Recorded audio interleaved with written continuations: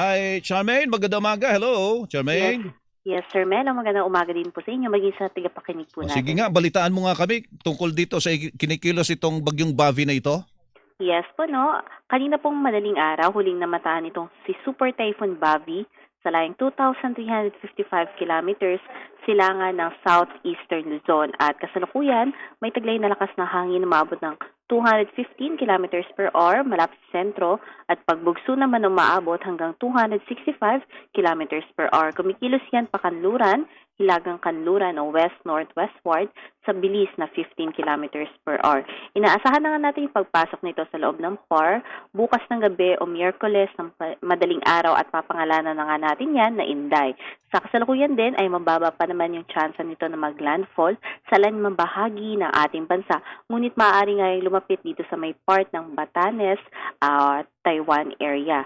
At pagkapasok nito, asahan na natin yung pagtataas ng wind signal sa northern and eastern section ng ating bansa at posible rin tayo magtaas ng gale warning at weather advisory hinggil nga sa mga pag-ulan na dadalhin nito gawa ng pag-enhance ng southwest monsoon especially sa may kanlurang bahagi ng ating bansa.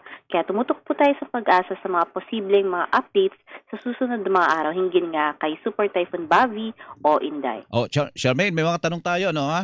So sure ito na papasok dito sa Pilipinas? Yes Charmaine? po, tama po kayo. Oo. Mga anong oras araw ito papasok, Charmaine? Yes po, ina-expect po natin bukas pa po ng gabi o Miyerkules na madaling araw yung pasok nito sa PAR po natin. Oo. At doon lang ito sa may bandang itaas, sa may norte. Itong Batanes, ano ha? Pero sabi mo, meron tayong habagat. At itong habagat na ito, pwedeng makaapekto ito saan? At ilang bahagi, gaano kalaking bahagi ng Pilipinas ang pwedeng maapektuhan ng habagat pag ito'y hinatak nitong si Bagyong Inday kung papasok ito dito? O si Yes, Bobby po. ngayon? Oo. Dahil malakas nga po itong si Bagyong Inday, ay malakas din po yung inaasahan nating paghatak nito sa habagat. Mm-mm. So, pagpasok po ng Miyerkules hanggang Huwebes, more on dito muna sa may western section ng Southern Luzon, Visayas and Mindanao.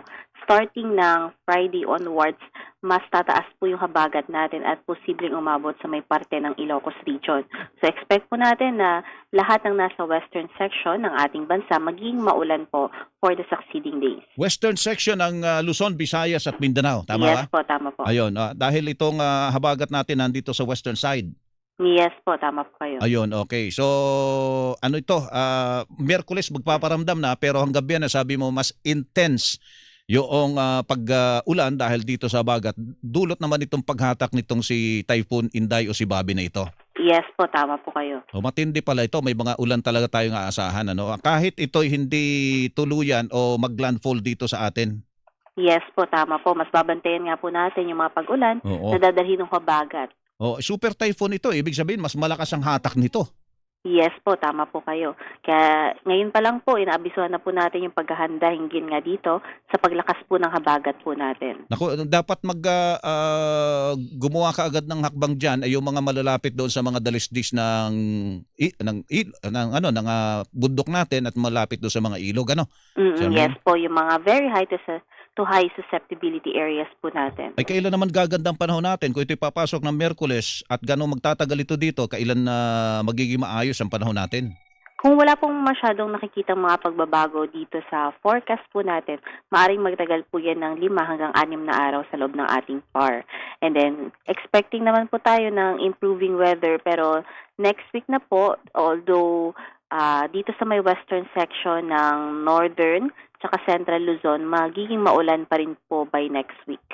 Mahaba-haba pa lang araw ang ating Tama po. dapat na